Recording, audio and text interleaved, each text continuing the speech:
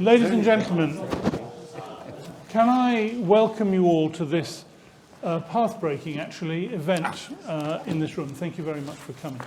I want to say a word just at the beginning about this building. It's the Pitt building, named after William Pitt the Younger.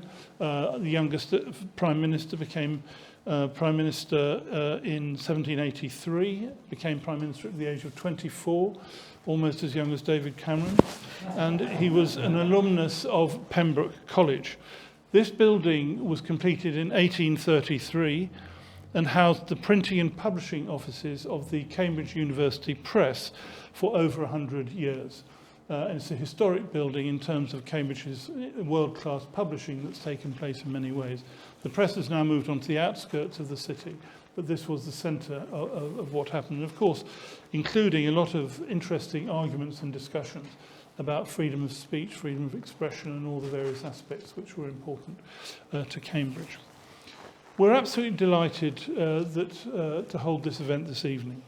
I'm going to introduce in a second my colleagues Marco Mikkelsen, Zigimantis Pavilionis, and Rihards Coles, who are the chairs, respectively, of the Foreign Affairs Committees of the Estonian, Lithuanian, and Latvian parliaments. Or as you can pronounce the words more correctly than I, Riigikogu Seimas Saima, is that right? Correct. They're here, I think you're all here, though, to check. There is an event that's held every year called the Aurora Forum, which brings together people from the Baltic and Scandinavian countries in the UK, and I think you're all here to attend that in the next couple of days. And we're really delighted that you've been prepared to give us some time this evening. The format of the event, we're talking on the subject, how can we strengthen ties between the UK and the Baltic? And I'm going to make a few introductory remarks, and then I'm going to introduce each of them in order to give us a few words about what they think could best be done to strengthen the relationship, political, cultural, economic, military, between the UK and the Baltic states. It's obviously become an exceptionally important relationship in recent years, and I think it's very interesting to see where it will go and how it will proceed. And I'll make a few remarks from the UK side from that point of view. But before that, I'd just like to say, particularly to our three guests, this is being organised by an organisation that we established in Cambridge called the Baltic Geopolitics Programme of the Centre of Geopolitics at Cambridge University. Brendan Sims, the handsome one at the back next to the bald one, is and I founded this centre, and it was launched in January 2021.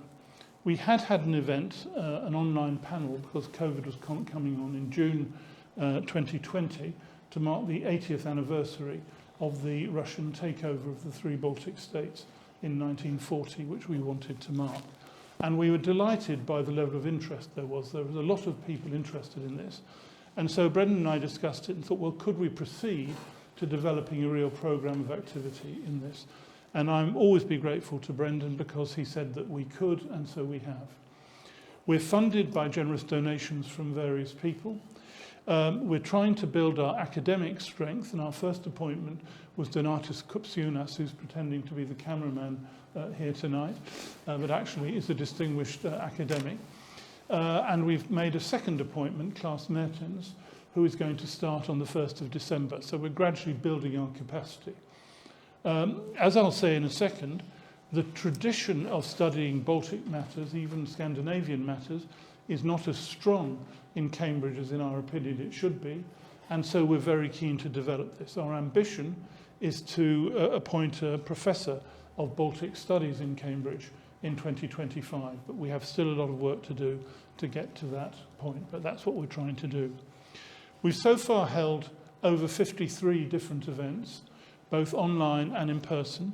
We've held them in a variety of countries, including the capitals of all three of your countries.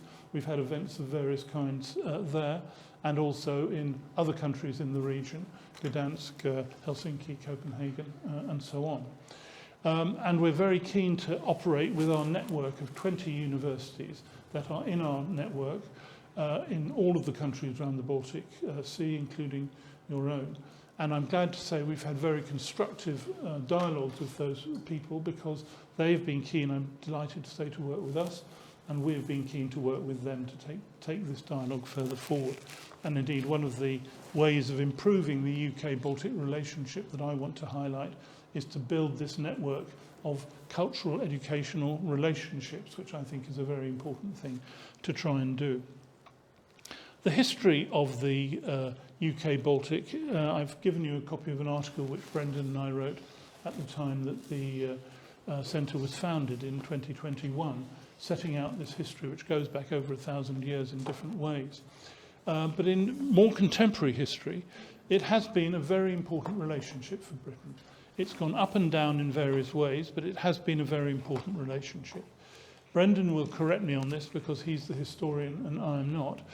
But I think it's right to say that in the 19th century, our conflict with Russia was a very significant issue, which led during the Crimean War, which I'd always thought took place around the Crimea. But actually, a British fleet came into the Baltic and fought in Finland, and there were various issues that arose there.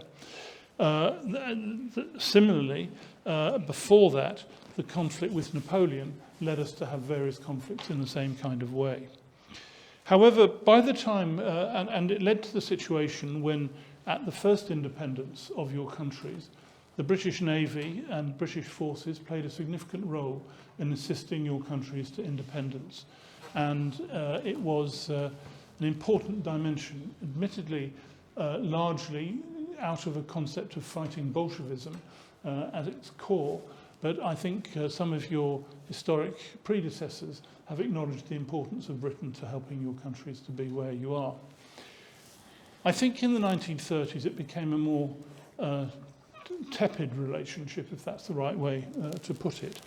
And indeed, in the book there, one of the chapters is by the British Foreign Office historian of the whole of this period.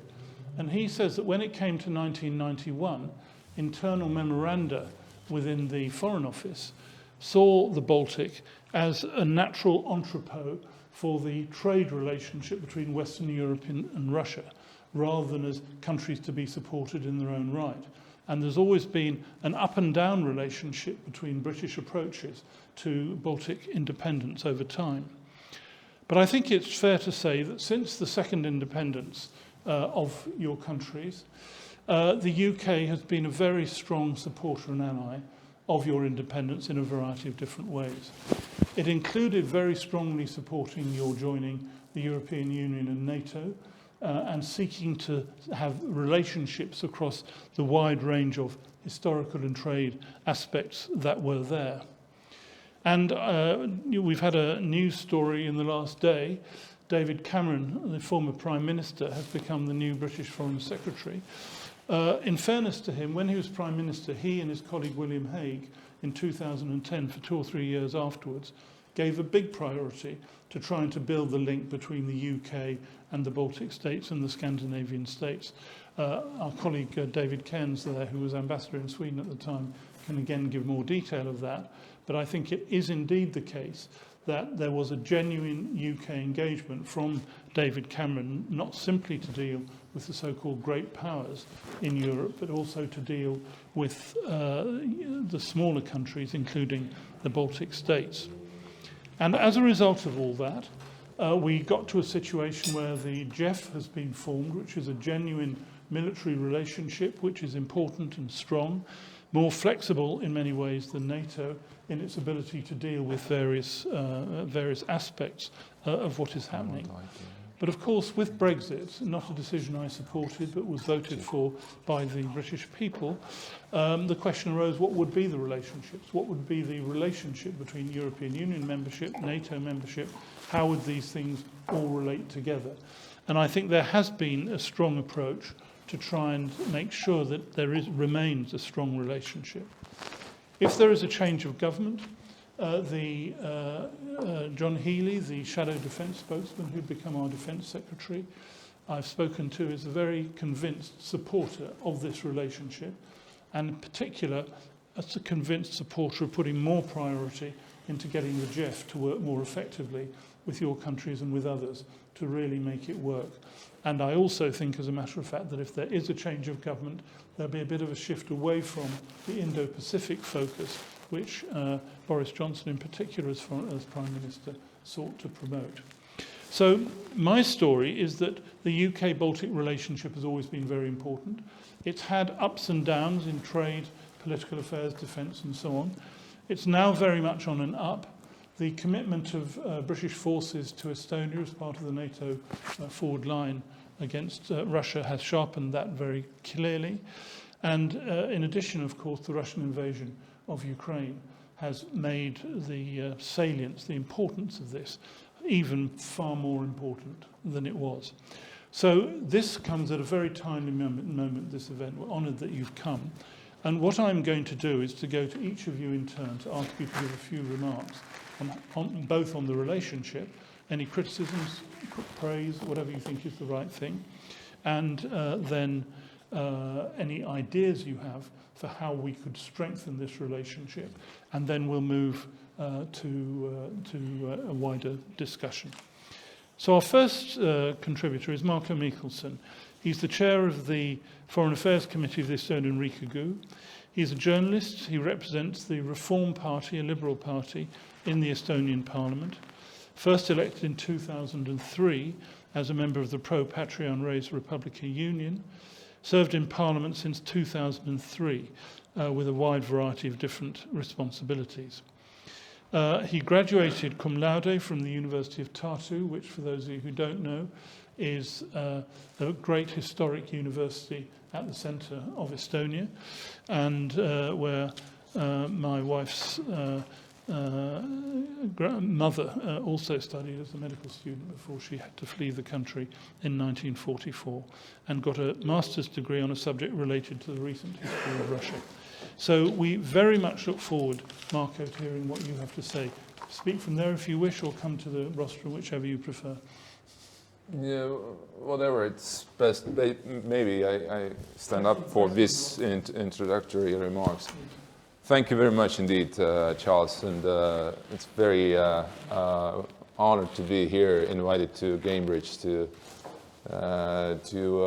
discuss very important topics, which are hopefully not only are framed with relations between UK and our countries, the Baltic nations, but the challenges we together have jointly, they are really existential and very serious to tackle, and demand a lot of effort and political wisdom to deal with.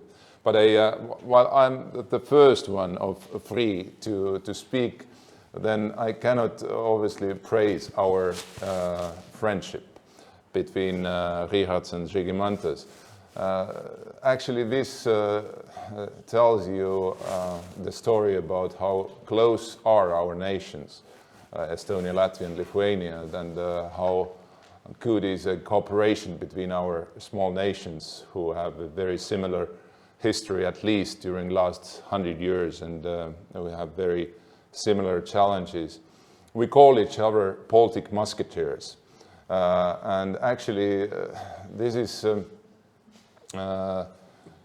because we really found a couple of years ago, when each of us became chairs of foreign affairs committees of our parliaments, that in this world is sometimes better to join the forces and to go and visit different countries and present our joint and defend our joint interests.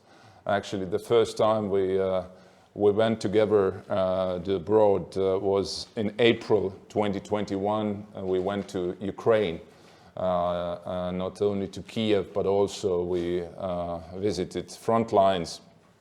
That time, entire world almost forgot that the war in Ukraine was going on already since 2014, and at that time we visited few places. Actually, still today, are defended by Ukrainians in their fight against Russian aggression. At that time, we found that the chemistry between the three of us is working so well that we have to use this and to follow up with different visits. And I'm not, the list is long, what we have done throughout the last 2 years, just to name 3 visits we did since early August this year. In early August we were together in Taiwan, first time ever we had this kind of visit to that island. Obviously one of the main reasons was to understand the geopolitical situation and challenge that part of the world and how that could affect our interest and security. In October, just a few days after Hamas's attack against Israel, we visited Israel. We were in Jerusalem and also visited those kibbutzes and Reims, Supernova music festival place, which was attacked by Hamas terrorists. And also just a few weeks ago we were in Turkey to help our fellow Swedish colleagues to get closer and to finalize the NATO accession process. So you see, this is already tells you somehow have a unique combination of 3 countries working together and actually achieving quite a bit. And also, of course, while we are in the UK and talking about the relations between our countries and the UK, we have been here a number of times as well. Žygis, you met today our colleague Alicia Kearns, and we have had throughout the years very good relations with Tom Tugendhat and others who have chaired the Foreign Affairs Committee of British Parliament. But I know that both Richard and Žygis will add up on this, what I will tell, but perhaps just to provoke a little bit with the idea where are we right now with this very turbulent world and what kind of challenge we jointly have. You know, Estonia, Latvia, Lithuania, we have been on front lines for many centuries. This is kind of, anyway, the front line in direct or indirect contents in terms of being between West and East, and obviously at the same time on the Western side throughout the centuries, and defending and trying to defend our presence there, our existence, and specifically, of course, most dramatically during the last 100 years. So it's, for us, obviously, the threats coming from the East is nothing new and has been consistent for a long time. But the major lesson, what we learned from 1930s, just prior to World War II, was that while we were neutral countries and we were not able that time to work together or to establish very close alliance, including defense alliance. We hope that neutrality pays off and we will survive in this turbulent world, which wasn't the case. We lost our independence for more than 50 years, and we lost many people, both killed or deported to Siberia, or who were pushed out, or who escaped Estonia, emigrating to the West, as Charles mentioned, your own personal family story. So the main lesson from early 90s on, when we regained our independence, was that never alone again. This has been both politically shared within our societies, but also societies themselves are strongly behind of this not only slogan, but the guiding principle of our defense, security, and foreign policy. This is why we were so in rush early 90s to really cut off any visible tie with Russian Empire or Soviet Empire, and to become and to again full member of Western community, Western society, Western world. And this is why obviously those goals to become member of the European Union and NATO, which we achieved in 2004, they were absolute paramount foreign policy, defense, security policy objectives for us. And actually they have stayed ever since to this particular day. And then we have those challenges. And challenge number one is that we are probably entered already years ago into the global war. We still don't recognize that this is going on. If not earlier, then at least in 2007, Vladimir Putin declared war against the West. Yes, not typical conventional war he's fighting today in Ukraine, but hybrid war against the West with his speech at Munich Security Conference. But those ideas he mentioned there or declared there were known already years ago, and actually from early 90s. Russia never escaped or left the ideas that the Russian Empire must rebuild back, and the Western, or specifically American dominance, must be challenged. Just only in zeros, and from last decade they were able to start to use both not only diplomatic but also conventional force to fulfill their goals. And the idea of this war is not only to annihilate one nation like Ukraine, what they try to do right now.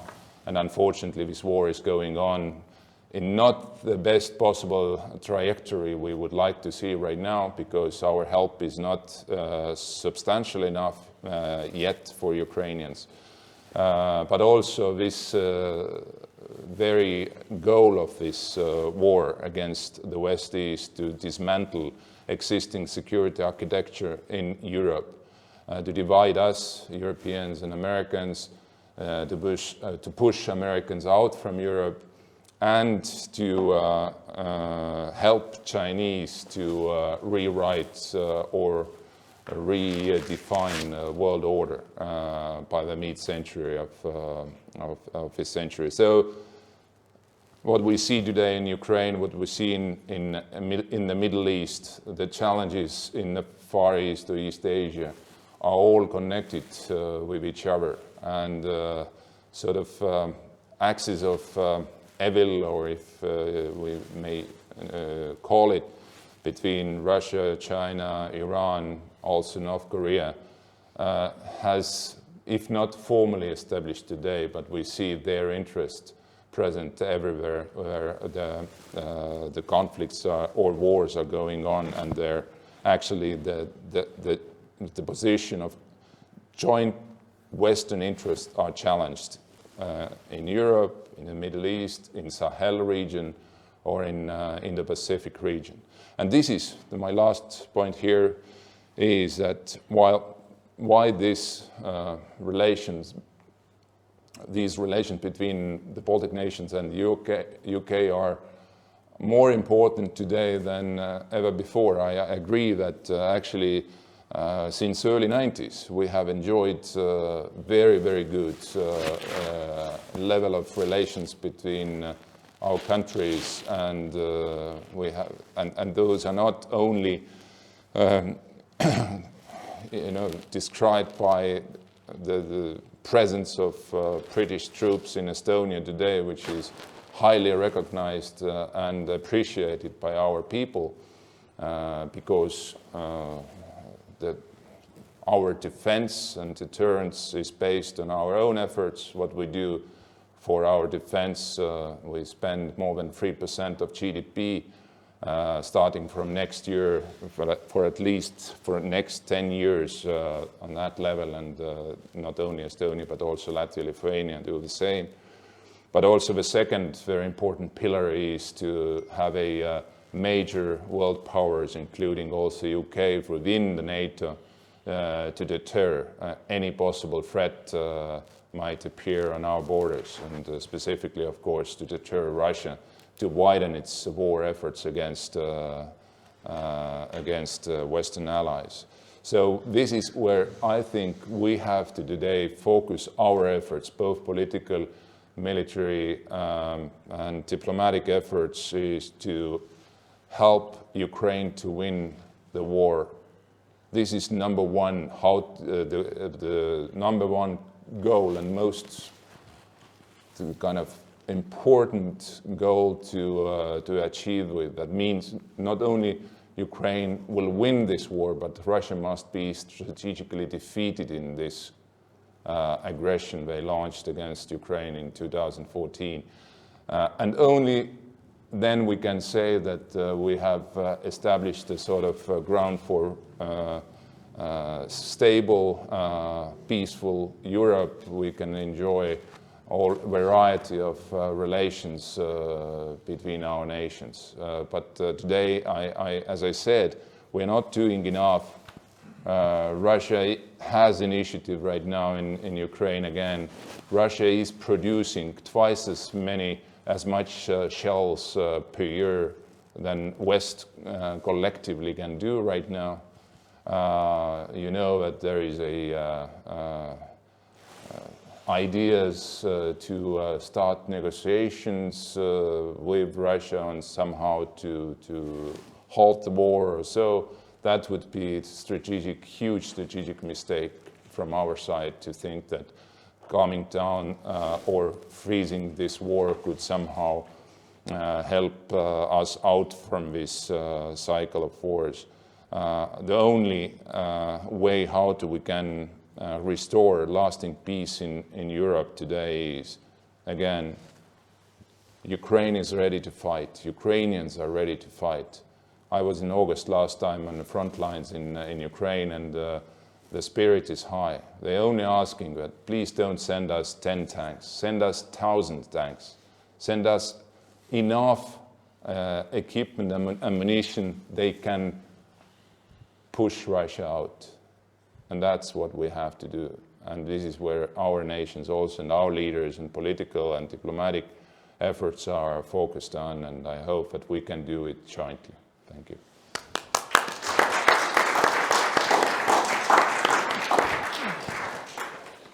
Marco, thank you very much indeed. You reminded me, actually, that was a very powerful statement, which I'm sure will create the context for the whole of our discussion today. You reminded me, actually, that I should have mentioned Alicia Kearns, the MP who is chair of the British Parliament's Foreign Affairs Select Committee. She came to an event we had in Parliament at the beginning of September and told us of your visit. And she was suggesting that it might be a good idea, and we were delighted. And we'd hoped she might be able to come herself this evening, but unfortunately, a combination of the parliamentary business this evening, plus I gather she's broken her leg, you said, which I didn't realise has made that not possible. But the word she uses to describe the four of you is the Vikings, as I'm sure she knows, is working together. Our second speaker is Zygimantis Pavilionis. He's born in Vilnius. He went to Vilnius University, which is another, like Tartu University, one of the member universities of our network of universities. He spent a life in the diplomatic service in a wide variety of different roles, culminating 2010 to 2015 as Lithuanian's ambassador to the United States and to Mexico. He then, in 2016, became a member of the Parliament elected in a constituency, unfortunately, Ligmantis, which I can't pronounce, now Jamiestis. Yeah, it's like drinking. Perhaps as you kick off, you could tell everybody where it is. I always like parliamentary systems where people are elected from places, like the UK system, rather than from parties. I think that's a good thing. Anyway, we're absolutely delighted that you can join us this evening. Thank you for doing so, and we look forward to hearing what you have to say. Okay. Well, I have to entertain you in some way and wake up you a bit. Okay, I will start with this. I was thinking, what is UK for us, Lithuanians?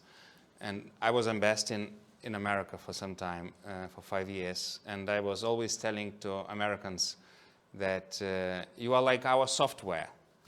We are losing hardware from time to time because of bad regimes. You know, historian Timothy Snyder is calling us bloodlands of this earth because we fight for freedom. We are very strong in this fight. We are front lines, but we are sometimes losing the body.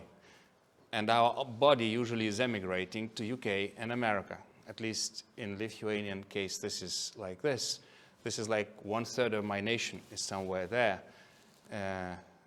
Among Chicago, and now London is becoming Chicago for us because we have about 300,000 Lithuanians in this city. They are not taking a political role yet. Brexit is diminishing this role. We are not emigrating. We are returning from UK. We are not studying here anymore, unfortunately. But still, the link is great. Human link, first of all. And what builds our communities, this is human link. And this is also interesting that together with you and Americans, we always were standing on one side of barricades. Barricades of freedom, fighting tyrannies that were trying to annihilate us. So for me, you are part of my soul. You are part of my freedom. You are my eternal software that exists always, but it's also, you know, Karl Bildt, whom we will meet tomorrow in Aurora conference, was calling us like a litmus test. In '94, he had a great article. More or less, we are like litmus test of freedom. When we go red, world, you better listen to those Baltics because evil is coming, and you will have another little Pearl Harbor. Usually, world is not listening to us, so it takes decades for the world to listen to us. But for me, UK is also a litmus test. You are kind of similar. For me, you are like always a choice between Chamberlain and Churchill. Between appeasement, stupid naivety, like, you know, freedom, love, peace, and fight for freedom. The Britain that we love, because we need this type of Brits who fight for freedom, who defeats the devils we are living for centuries together with. And I would say from the beginning, well, first of all, okay, let's remember the occupation. At least in Lithuania and in many other similar countries, we had 30,000 troops resisting the Soviets after the war. Most of them trained by CIA and MI6. You trained us to resist. We all perished in the woods, but you helped us to fight. And you've been helping us, I would say, till Bucharest NATO summit, and I'm trying to provoke you, because I remember a young diplomat, British diplomacy, coming to my office and saying, Jigis, be ambitious, join EU and NATO, you can do it. Really? Can we? And we did it with you. So Britain was pulling coalitions for us Baltics to make it work, to create that Europe whole and free, to defeat those communist and other stupid empires, till 2008. In 2008, when we've been paralyzed by French and German veto in Bucharest, I remember the moment I was political director there, and I went to your foreign office and they said, where are you, guys? We feel that Georgia might be occupied. Our intelligence was reporting it to us. Do something. Don't you hear it? Oh, no. Sorry, Žygis. Reset is coming. We have President Obama, who is in love with autocratic regimes. He wants to embrace them and do the peace in this usual Chamberlain way. And we know how it ends. The Chamberlain way ends with big wars, and we then pay the price, usually. So we lost Britain from 2008. You had Brexit, you've been busy with yourself, and now with Tom Tugendhat, with Alicia, you are coming back to our territories. You start to lead again. Will it be the real leadership? I hope so. I see it from some brave politicians, but you are also entering into electoral cycle. You are still soul-searching everywhere. And here I have 3 dilemmas for you that are very important for us. First of all, Russian dilemma. Are you London great, or you capital of freedom? So will you help us to win against this Bolshevik empire that is killing millions of people for the last 100 years, unpunished, sitting in Security Council of United Nations, doing anything they want with Yaltas you participate, new Yaltas you create, or you actually stand with us and fight that evil? And you help Ukrainians to win, and you help open Ukrainian doors to NATO as you helped us. Because that will change the globe. At least that will change our Europe. That will create Europe whole and free that Bush the father was dreaming of. That will create great ring of countries that love you, from Baltic to Black Sea. Those are the bloodlands that always suffered. Those are most pro-American, pro-British, pro-transatlantic, pro-freedom tribes, your friends, your blood, who live in London, who live in London because they had to escape huge fights, huge wars, Holodomors, and all other atrocities. We need your leadership because you are the one that pulls the coalition against Russian Empire for decades. When you don't do it, we die. So this is one dilemma. Are you London great, or are you leading capital that can pull the coalition to win, like you did for Central Europeans and Baltic states? Why don't you do it for Ukraine till the end, till the victory, I mean? Well, second similar task, what about your policy towards China? Because when I hear those wonderful, great British sentences about, oh, let's do business with killers and thieves, and we will educate them. They will, of course, be the same like us. This is very stupid and naive. You are feeding the tigers on this planet. And remember, please, that we are just 6% of free people on this globe already with this kind of appeasement policies. When you feed Bolsheviks or communist regimes with your own money, with your own technologies, with your own markets, you are preparing the kill. And usually we fall. So yes, we went to Taiwan because we feel we are the litmus test of this world. We are the front lines. The next war scene is there. You of course know that Xi is preparing to occupy Taiwan, and that will be the end of London. That will be the end of Washington. That will be the end of Berlin. Economies, I mean. So are you ready for that? Or you are still feeding the tiger that will kill you soon? I don't have an answer to this.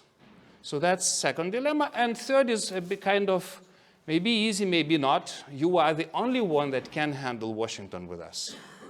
We live in Washington with you. We live in Chicago with you. And we need you to keep our transatlantic brothers with us. Without you, it will be difficult. It is already more and more difficult. But we can do it. We have huge task against us. In 8 months only, we have historic Washington NATO summit. And if you do nothing again, if you just appease the tigers, you make great speeches about democracy and do nothing, you just celebrate the past, glorious past of NATO with a lot of sacrifices and blood, or if you open the door to Ukraine to enter NATO, the strongest of armies that we have today that die for our freedom and yours, then you change the globe. But for this, my friends, we have to convince President Biden and Chancellor Scholz not to make historic mistakes, as we already did in Bucharest. And from Bucharest, 15 or 16 years in a row, freedom and democracy is dying in our globe, just for those stupid kind of Chamberlain mistakes. So be Churchill kind of nation, and we will win together.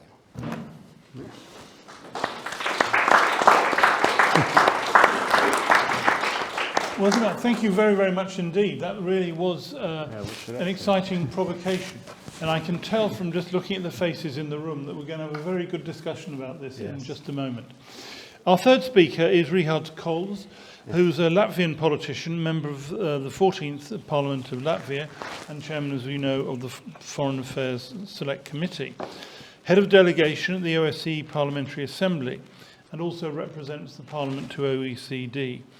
He's deputy chairman of the National Alliance Party, a member of the National Guard, and a fellow of the Atlantic Council. He has a variety of degrees in diplomatic and legal studies.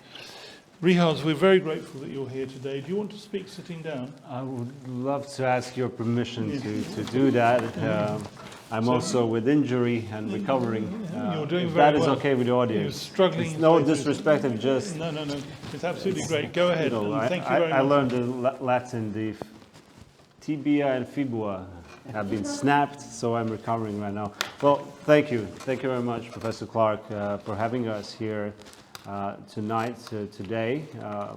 My colleagues, Marco and Žygis, really dived into already in the historical perspectives that brings the Baltic countries and UK together. Obviously, from Latvia's side, it's a very important month for us. It's a historical, it's our patriotic month. The establishment of our independence in 1918, 18th of November, in 3 days' time. But what is very important that really symbolizes how close we are interlinked, Latvia and UK, is that actually UK recognized Latvia's independence already on 11th of November 1918. So 7 days before ourselves, we declare our country independent.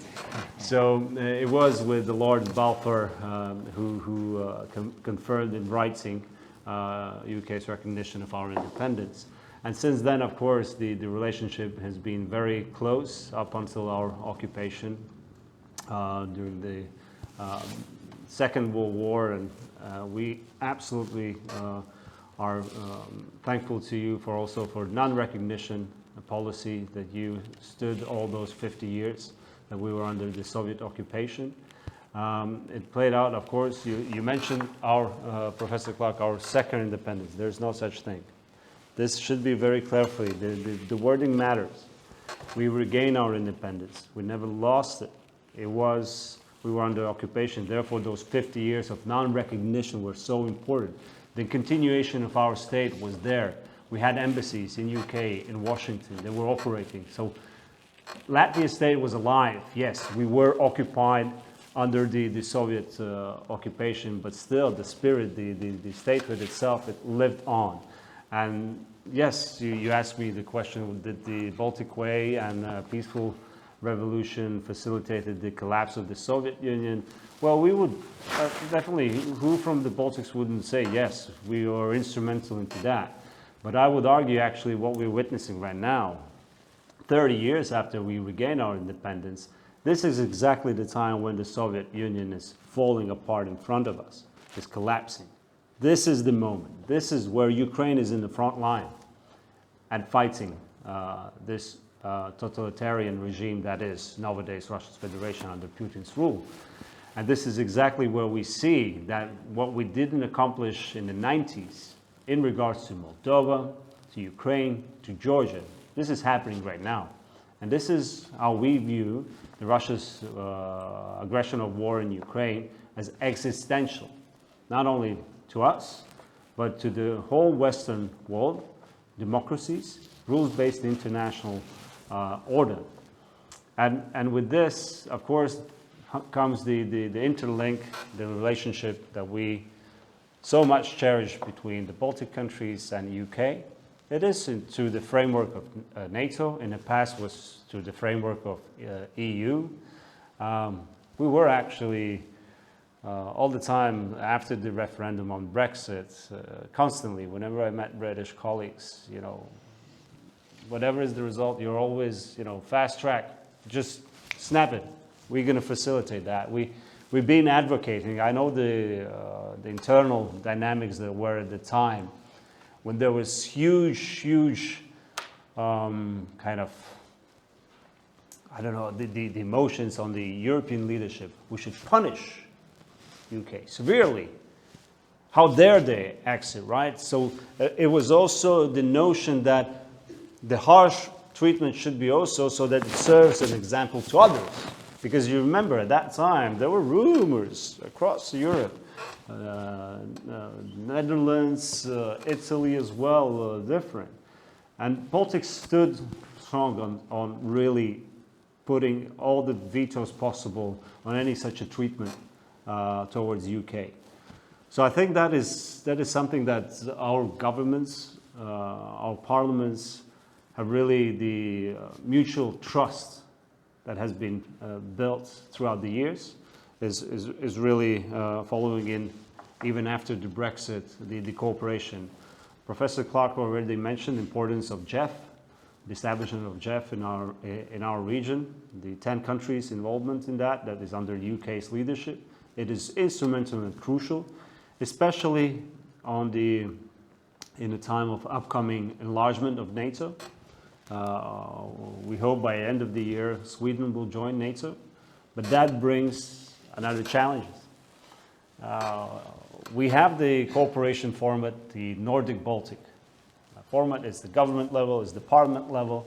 We've been facilitating this format to open arms to UK as well, especially after the Brexit, so we can have the cooperation, not only the military in the framework of NATO, but also political as well. And knowing the challenges that are not only in the Baltic Sea area, but also when it comes to North Sea as well, the high north, as Scandinavians are labeling it. But of course, that plays a crucial role for UK security as well.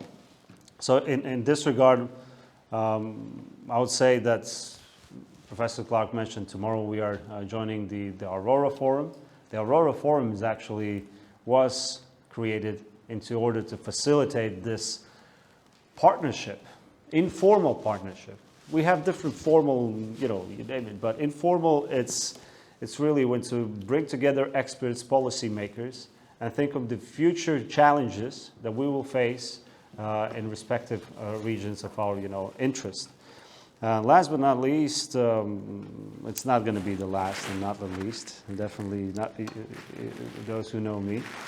When we talk Baltic countries, as you can hear it right now, we're not just stressing, Latvia, or Estonia. It's really we speak in one voice, in unison, and we are independent countries, but very much interdependent, and that brings us much closer together. And we share a common friend and ally, that is UK. Marko and Žygis already outlined the dynamics and dimensions. I absolutely undersign on what they have said as well. Well, there's another specific area that brings Latvia and UK closely together, is that we still trust you so much that we have our gold in your vaults stored. so that is, I think, but this is, a huge token of trust that we show, and it's something that, of course, we could have decided to remove it and store it in the EU. It's still there, and I think that is somewhat as well could be interpreted in that way. So just not dwelling on how bloomy and nice and everything is, there are obviously huge challenges ahead of us. Russia is obviously, as we described, existential threat, but there is fractures that we see are coming into transatlantic unity as well. This is where we see the UK plays a very important role to facilitate those relationships, to strengthen, particularly from the view from the 20th century, the experience. We see, for example, all the supply chains, routes of supply during the Second World War. They were all across the Atlantic. And we see who is really gaining more momentum in Atlantic, up in the north as well. Russia militarizing the north as well. And that can be, a case, the worst scenario, blocking our transatlantic allies to come to our assistance. So this is again something the 20th century repeating itself. Maybe not exactly one-on-one on what has happened, but the indications were there with the warnings as well. We all recall before the 24th of February, the US intelligence, a very open, clear warning. There will be cyber attack, which will be followed by other disruption and so on. And even before the Second World War, there were several warnings as well that in some way were ignored. On the UK-Baltic relations, yes, there have been turbulent times in the past, maybe at the political leadership. I still recall somewhat the panic that was caused in Latvia. I don't know about the rest of the Baltics, when the BBC showed this the war room, the World War III, play out the scenario of nuclear attack. It really was something that somewhat started to mobilize our society as well to really ask for reassurances when it comes to Article 5. Because next year we are celebrating 20th anniversary since we are NATO member state, all three Baltic countries. And up until 2010, 2011, we very much were like, okay, we're part of NATO and that's it. Let's sit back, enjoy the life. And our military was very much, not up to the task it should be. And only the events in 2014, the illegal annexation of Crimea, the insurgency in eastern Ukraine, really shook things up. And that was where the three Baltic countries really, since then, started to heavily invest in our defenses. We're not just right now anymore the defense consumers, we're also defense providers. We've been part as well of several NATO missions as well, Kosovo, Afghanistan as well, as you recall. Even before joining the NATO, we were part of that. And with this, what we see right now is we hear the rhetoric from the European leaders, Western leaders, that there is this commitment, as long as it's necessary, we will provide assistance to Ukraine. For us, it's not satisfactory enough, that statement, because it's pretty vague. As long as it's necessary. To whom? Right? It's a very important question. To whom? To NATO, to EU, to Ukraine? So what we are saying, the only motto for our support should be until Ukraine is victorious. And by victorious, we mean Ukraine is clear of Russian troops. Its territories are restored to internationally recognized borders. That is the absolute minimum. And therefore, the stepping up on the military assistance to Ukraine, I mean, Baltic countries among the first runners when it comes to providing assistance, both military, financial. Latvia as well commits it already 1.3% from our GDP to Ukraine's assistance. And imagine if the Western countries' political leadership would commit to, let's say, 1.5% from GDP to support Ukraine. That will be a huge deterrent, because we are still looking for deterrent as well, right? Because Russia is building up its military.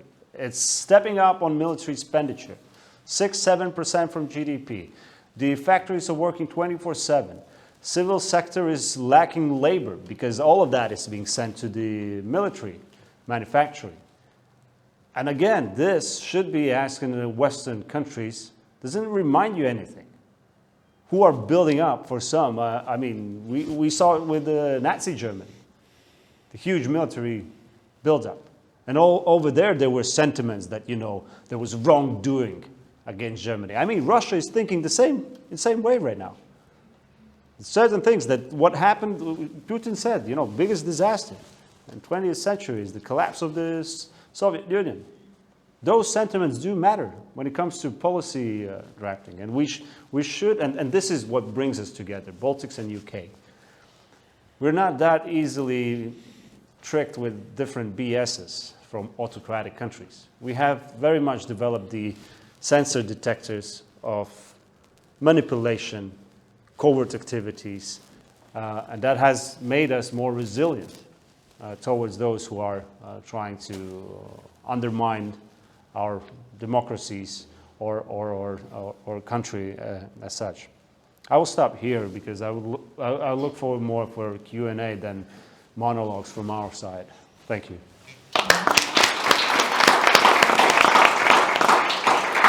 Richard, that was really excellent, and really all three of you, can I thank you so much for what you've said. You've provoked a lot of thought. I'm sure there'll be a whole set of points and questions that people would like to raise, but I think I'll just kick straight off by going to the floor. David, can you just introduce yourself before you ask your question or make your point? So Charles, I'm David Cairns. As you said, I was the last British ambassador in Sweden. I also helped set up the Aurora Forums, which you're going to tomorrow, which is great. And I now help Charles with the program here. I had two questions, if I may. Firstly, on Ukraine, how much are you worried that the crisis in Israel and Gaza is going to mean that Ukraine becomes a forgotten conflict and therefore a frozen conflict? And the second question is on Russia. So I am one of those children of the 1990s who was perhaps naive, certainly hopeful, queued for that first McDonald's in Moscow, and 30 years later I'm sad and disappointed about what's happened. What would you say to the students at Cambridge here today, the next generation? Is that going to repeat itself? Is there a better future for Russia for that generation? And if so, how do we and they get there? Would you like to kick off? For Ukraine and Russia both, I can, yeah, you open the chapter, we can go here for long, but you know, the war in Ukraine cannot be forgotten. We forgot for 8 years the war in Ukraine and what was the result. Huge human losses and actually a catastrophe in the middle of Europe. And actually also it's not only Russia to blame, but us who thought that Normandy format or kind of Minsk agreements can work. With this kind of Russia, which you can easily describe current Russia, not only authoritarian or FSB-led country, but also fascist one. Yes, it's this word is somehow kind of not well used in modern times, but it's very much describes what we see is happening in Russia today. So obviously this is what is happening right now in the Middle East, and the potential of escalation there doesn't serve in interest of ours in order to really maintain the both public and international attention on Ukraine, which is existential. I argue that if we could manage to win the war in Ukraine, and we in Estonia and I guess in other Baltic nations we call this war our war, because this is against the way of life what Russia is trying to destroy, and the international rule-based world order as such. So if we are going to fail in Ukraine, then not only Middle East will explode more seriously, but also China will be much more, let's say, arrogant in their and assertive in their interest in South China Sea, and specifically around Taiwan. Obviously, when we were in Taiwan, and just Taiwanese foreign minister visited our countries as well. In his trip, he reminded us that they are following very closely what is happening in Ukraine. They are helping Ukrainians because they understand that if we fail there, the war will be most likely in East Asia as well. So it's up to us, up to political leaders, first and foremost, right now, to keep this in the center of our radars. And actually what we should do is to start finally to invest much more into our defense industry, into defense capabilities, because we are running low, and Russia is knowing that. They're checking very well those signals right now, which are coming from each of our allied countries, that we are not able to probably sustain this kind of support at the same level for Ukraine for some time. So this is where political leadership is very much needed, and these kind of geopolitical realities understood. On Russia, very few words. I worked in Moscow mid-90s, 94 to 97 as a journalist. I covered first Chechen war, and I also, as a young journalist, I had a great hopes that this country slowly but maybe can escape this imperial past and become,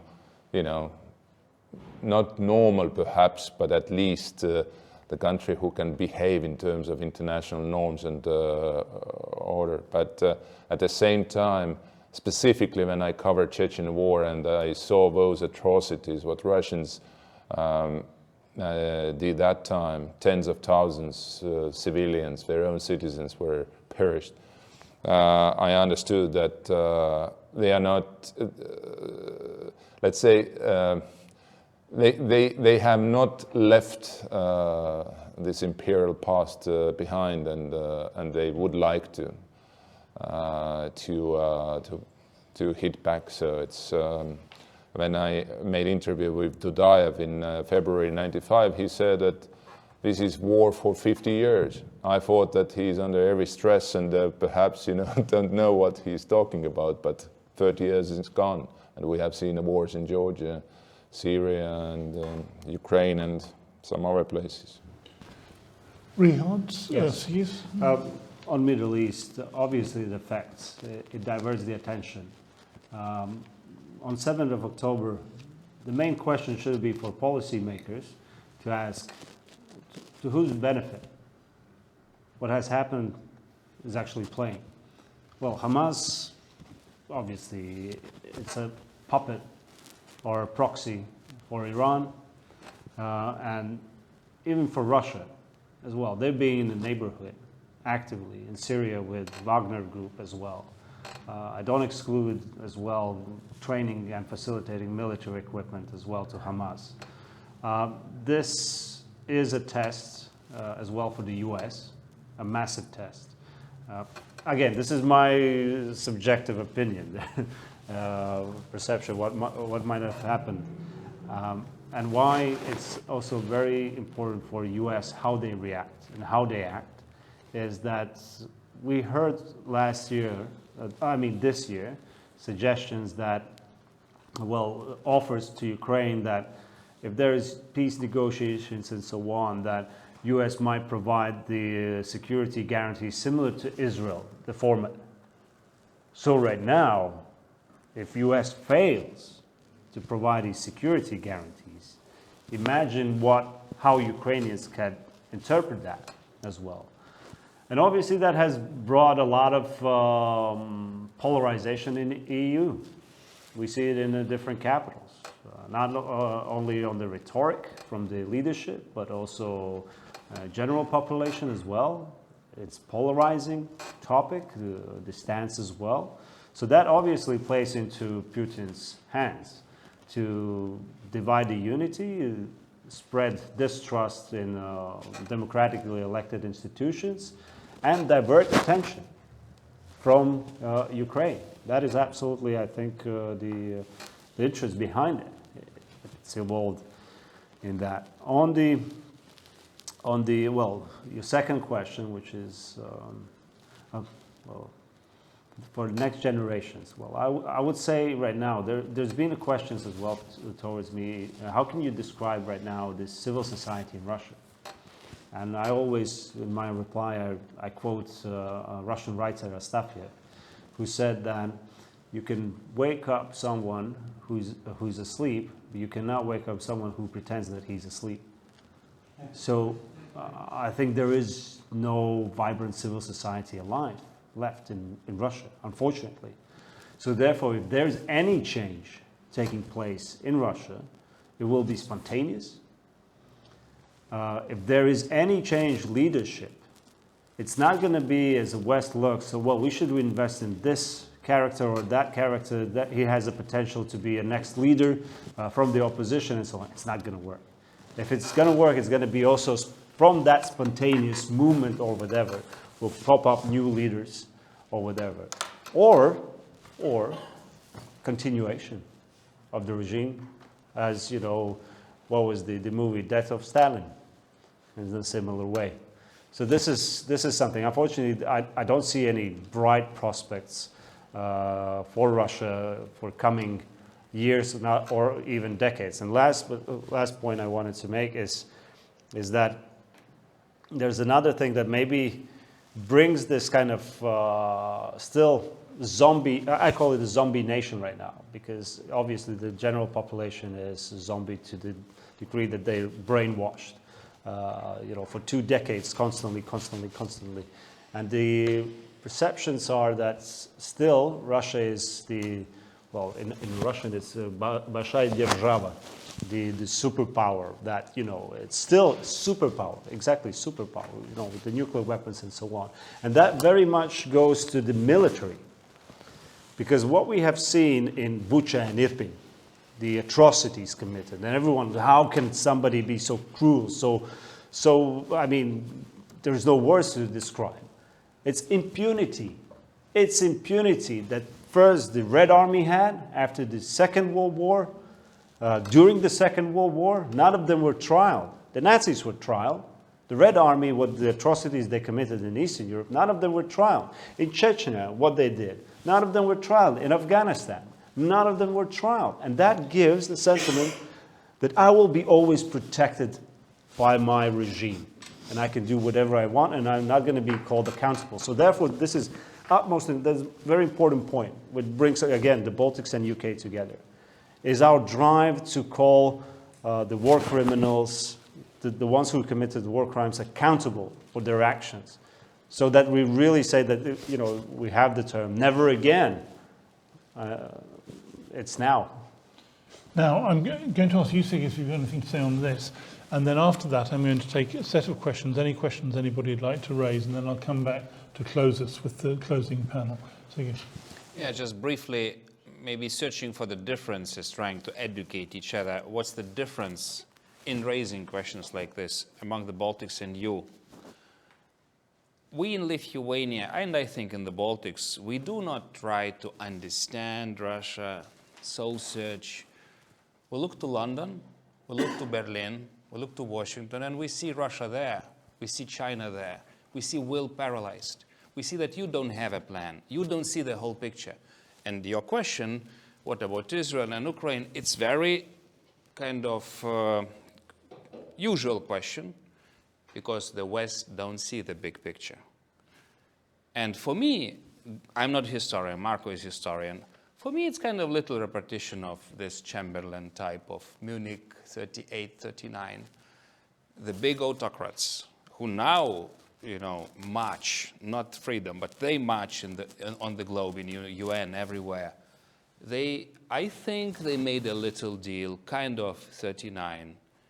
I don't know, Molotov-Ribbentrop between Xi, Putin, and all those stupid other guys around, similar to them. And they start to kill in their own little regions. It's organized, of course. But the stupid and naive West, they see just one thing, and then next thing, and then another thing. They're being distracted, and until they're distracted, they are usually killing us in the Baltics when they have some kind of war. They killed us at TV tower when you had Persian Gulf. They killed Hungarians when you had Suez crisis. It's always the same. They had the same Bolsheviks and the same communists, in China. You preserved those regimes. You did it, the big West. So either you have plan or you don't. we are trying, EU has a plan. You abandoned the EU, but they have a plan of expansion to Ukraine and Moldova right now. But this plan will not work if we don't have a plan at NATO. If we don't build a fence to those Russian barbarians who will destroy everything we will create in Ukraine with our taxpayers' money. So we need to build a fence. Without your help, we will not build it because we have to take Washington to our side, to take these democratic great speechwriters to do some stuff and finally make the red line like Bush or Reagan did and look to us. We are the best example of your strategic, coordinated policies. Out of occupied zoos, we are one of the most inspiring countries, and we develop like this. So please have a plan. So I just talked about our region. What about the rest? We have to do it together. That's why we were invited to Knesset. We were first delegation after atrocities, because we are always speaking the truth. We are like Israelis of the East, but usually nobody is listening to us. Everybody is abandoning us. And only when Armageddon is happening, they say, we had to listen for the Baltic states. My God, we've been telling it to you every day, but you've been making money with our killers and thieves and, smiling to our faces. Sorry, I just tried to provoke the debate. Well, you're doing very well. Yeah. Okay, as I said, we've got about 15 minutes left before we have some drinks. So I'm going to ask as many people who want to put in questions, then I'll come to the panel again. Brendan, you wanted to say something, I can see. Thank you very much. Yes, I'm Brendan Sims. I'm the director of the centre here. Thank you very much for your 3 sets of remarks.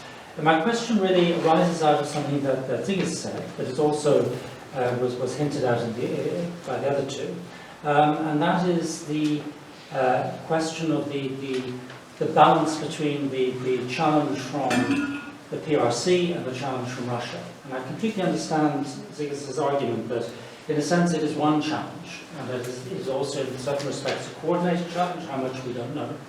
And I can also see the argument that to contest a challenge in one sphere is also to contest it in another.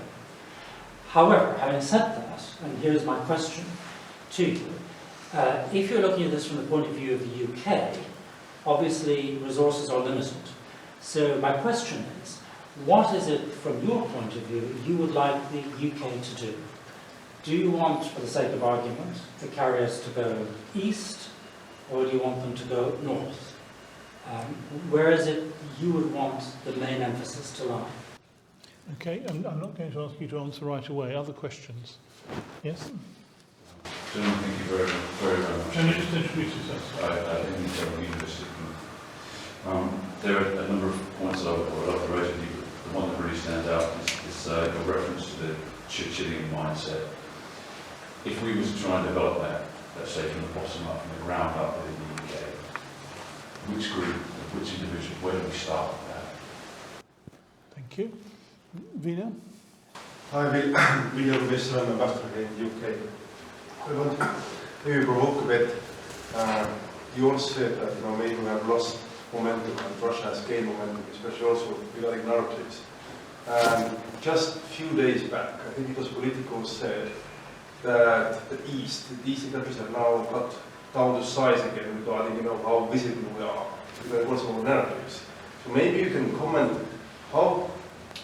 But you agree with that, especially if I bring in the context also the recent elections in Poland and Slovakia. Do you think that, especially B8, what does it mean? How strong voice we can be? Okay, I'll go to this side. Yes, lady there. Hi, my name is Halima. I'm a policy student here at Cambridge, and I'm sort of interested in looking at UK-EU alignment on foreign policy since 2016. And I understand that the topic today is about geopolitical challenges, but if I may, I just wanted to ask where we see the development of the UK-Baltic ties outside of the challenges and what are the objectives and goals, or in peacetime or in parallel to the current challenge that we're seeing. And so you touched on that, we've lost the Lithuanian presence in the UK, so what do we see as a tangible output from these ties going forward after Brexit, and how has it changed them? Thank you. Are there no other questions immediately? No. Okay. Well, there's 4 powerful questions there. Yes. Can I just don't try and answer all of them? Well, Can you- Žygis Churchillian question is his. Okay, I will try to make one answer to more or less all, trying to be positive. I do this business for 30 years, 23 diplomacy and now 6, 8 politics. I never saw us paradoxically so united. I'm not talking Brexit, but in Europe, never ever we were so united against one part of axis of evil, I mean Russia. You know, we are expanding EU. Can you imagine? This was non-item for 20 years. We're expanding NATO to the north.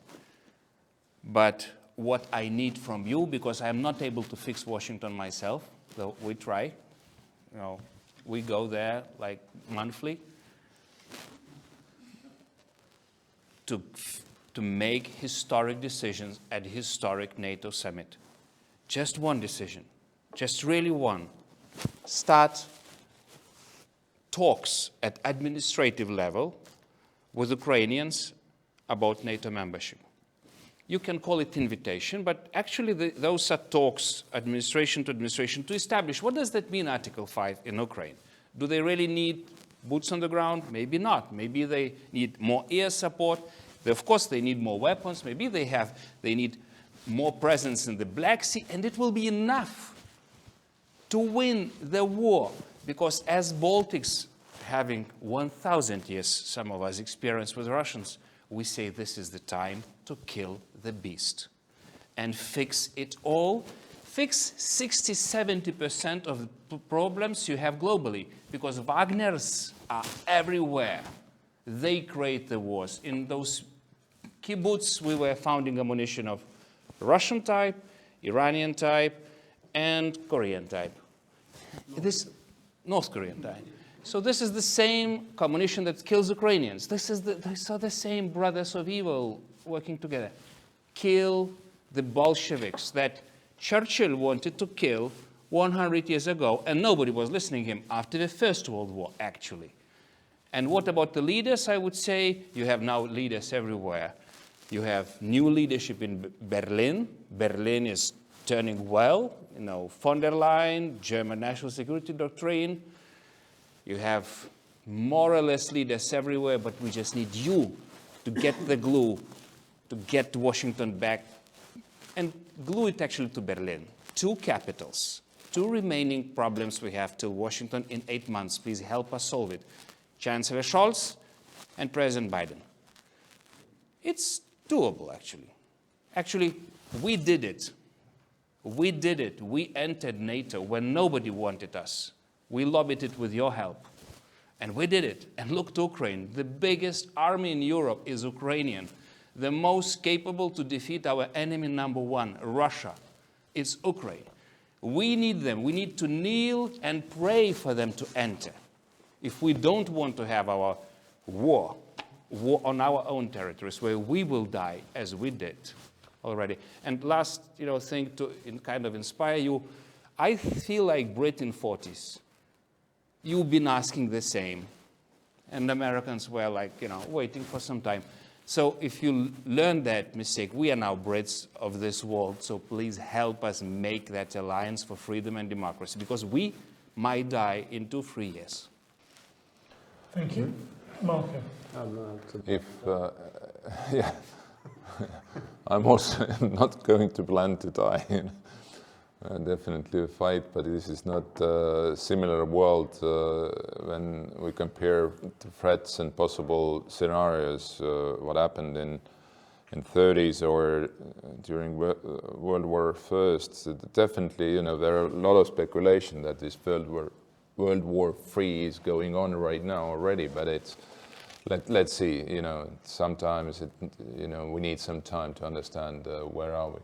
exactly. But your question about where the UK must really focus on is very good and very important one, because we all are small countries. We specifically small, but the UK obviously as well, and especially after the exiting the European Union. Now, what we in Estonia, Latvia, Lithuania really didn't like, but because we always within the EU had a very good alliance in terms when it came to the question of free trade, foreign affairs, defense matters, and so. But obviously, it's today we find different ways how that we can be helpful to each other, and how we can sort of act together on an international arena. But where to focus? And you asked about PRC and Russia. PRC, as you know, they never will conclude any strategic alliance even with Russia today, or North Korea or others. They just use those who are useful for them. And obviously Russia is useful for PRC to achieve goal what they have set to become the global leader by 2050. At least to challenge dominance of the United States and its allies in the world. And this is why, obviously, China is actively today helping Russia in their aggression against Ukraine, and also they are present in the Middle East, as you know well. But again, we cannot today perhaps imagine that we can fight active wars in Europe, in the Middle East, in Northern Africa, and also in the Far East or East Asia. So in order to, avoid this nightmare, we have to win in Ukraine. We have to first to help Ukraine to win in this war, and also at the same time to deter our alliance, or help to deter members of our alliance, including also Baltic nations, obviously, in order to keep NATO allies safe and sound. So but that will demand much more political efforts and also investments, what we don't see, particularly also in the UK today. Thank you, Marco. Rihard. Yes, Russia, China. I think it will be, I guess, decided the prospects next year, the crucial elections in US. What will be dynamics right now? I don't think that there's huge change going to happen, and obviously China will keep the low profile on both stating that it abides all the international law, that UN Charter has to be followed, and they have those 10 points for the peace prospects for Ukraine, and this is what they're going to, as a mantra, repeat all the time. But in the meantime, we see that Russia, you need stupid partners so to be caught in crime. So China very much has a stupid partner, that is Russia. And just recently, the finance minister publicly admitted that majority of drones that they use in eastern Ukraine are delivered by China. Obviously, we know China has declined any connection in providing whatever assistance to Russia in regards to their waged war in Ukraine. But this shows that really they're there. I think at some point there might be, from my point of view, Russia to China is a vassal state. It has become. We see that decision to Putin to invite to build the new pipeline was declined by Xi. So that is also a signal, because everything was 100% aimed at Europe to put on the needle, as you know, heroin. Thankfully, EU has turned around its policies and cutting off these dependencies. But I think at some point there might be even the rise of territorial claims from China towards Russia. I mean, it's no secret that just right after the end of the Second World War, the Red Army continued for 10 days to move into China's mainland. And Xi is very, very much keen on history, on China's restoring its territories. That's why the Taiwan is as well very crucial to Xi. Sorry, too much on China and Russia, but that is the assessment. On our Baltics influence in the EU, we have the voice. We do have, not only voice, we have 3 votes. And that matters. We're not some junior partner in the EU. 20 years next year, we're a member state. Each of us have presided in the European Council. The EU Council as well. We are experienced.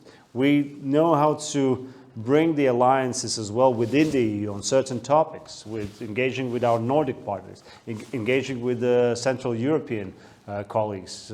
We have the skills. We're not anymore the junior player in the EU, as at least I can say from certain agendas that we put on the EU level as well for decision making. Last point, not only in geopolitics, but the UK-Baltics cooperation culture, education is still very vibrant and valid. We see the younger generation in Latvia, I would say 99.9%, the first foreign language is English. And this is why it's important, because we had the generations whose first foreign language was Russian, and they consumed a lot of Russian information and disinformation, obviously, for the past 3 decades or so. So this means the younger generations are consuming information that is written in English. And I haven't seen huge from English-speaking countries campaigns of disinformation going on. So that means we can develop through English language also the critical thinking in our societies, resilience, and that is so much important. And on cooperation, well, you name it, we can cooperate on cybersecurity. We have the know-hows. We experience Estonia in particular, who was the first country in the world to suffer from cyber attack, the cyber war, from the third country back in 2008, right? Or seven. And last but not least, which is very crucial nowadays to really have a very vibrant and resilient societies, is the fight with the disinformation. It's a cancer you can't imagine what damage it does on so different levels and forms. And if we do not invest in developing the media literacy, the critical thinking, and this is where UK and Baltics, I think we can very much dive into cooperation. But I could dwell more on cultural folk dances as well. It's been a fantastic discussion. You've been tremendous. You want to add a point? Just one little point, because that was my old point referring to you. We need to connect brains together. To provoke you a bit, what are you doing here with geopolitics? Geopolitics is in every street in Vilnius, in Riga, and Tallinn. Go and outsource our wisdom. Build your centers and antennas. We have American think tanks, we have German think tanks, we have Swedish think tanks. We don't have any great British think tank. Only British Council. But you are the best, have the best think tanks in this part of the world. Let's connect it together. Let's do it in the Baltics. We need you as loudspeakers. I'd like to respond to that very much. I think it's been a tremendous conversation. I just want to make 2 points before going to drinks. First, one of you said, I can't remember who it was, have a plan. And that was in fact the point I was going to build on, leading actually just to your point just now. I believe there is a serious weakness in analysing geopolitics in the UK, and I'd say more widely in the West. Brendan, with his personal leadership, has tried to establish here a Centre for Geopolitics, which begins to promote this kind of discussion in the ways that we're trying to do. But it's nothing like well enough developed across the rest of the UK. And the Baltic Geopolitics programme is one example of that. So on your particular point, as I said, we've had events in all of your countries. We are keen to have more. We're looking at various other approaches to try and develop and increase the geopolitical discussion work that we do, because I agree very strongly with the have a plan point. And it's no good just watching. For me, the crisis of the withdrawal from Afghanistan, the Russian invasion of Ukraine, the Hamas attack on Gaza, all have massive common features, which is lots of people were completely taken aback by this whole process. Why? Why are we thinking about it? Have we got it right?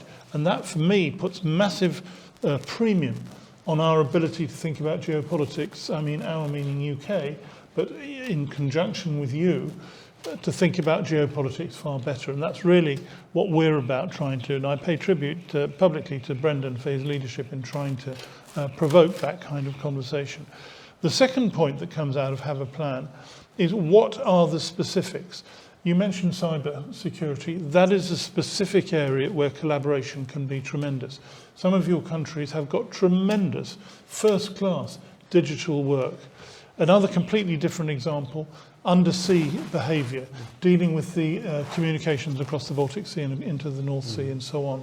There is tremendous UK capacity in this area. Question, are we using it and applying it in the way that we could? But there are other examples. So what worries me is shifting from the general discussion to the specifics of what particular types of collaboration could make a material difference. We, certainly the UK, can't do everything. You certainly can't do everything. So the question is, what can we do that is within our capacity? And I think that is an insufficiently developed discussion within the answer to your question, Have a Plan. I think it's been a tremendous conversation. I'm personally very grateful to the three of you for being so forthright in what you've been saying. You've been challenging for everybody I know, and I think that has been absolutely tremendous. So thank you very, very much indeed for coming. We are now going to drink. So are they outside there? Okay, so don't forget the drinks is the key question, and where we'll all circulate. Our colleagues have got a couple of interviews to do, so they'll be slightly later coming into the drinks. But have a drink, enjoy yourselves. Thank you very much indeed for coming, and thank you for your presentation. Thank you.